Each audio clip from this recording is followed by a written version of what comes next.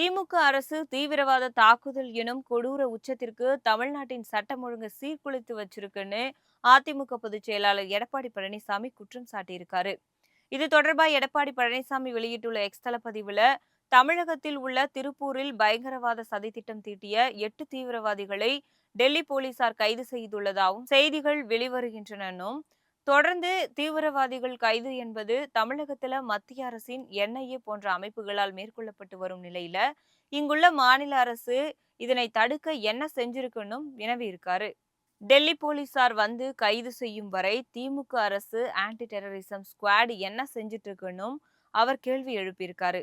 திமுக ஆட்சியை தொடரவிட்டால் 1998 போல மீண்டும் ஒரு கோர சம்பவத்திற்கு கூட வழிவகுத்து விடுமோ என்ற அச்சம்தான் மக்களிடையே இருக்குன்னும், எனவே தமிழ்நாட்டின் அமைதி நிலை திரும்ப இந்த திமுக ஆட்சி முடிவு கட்ட வேண்டும்னு எடப்பாடி பழனிசாமி தெரிவிச்சிருக்காரு.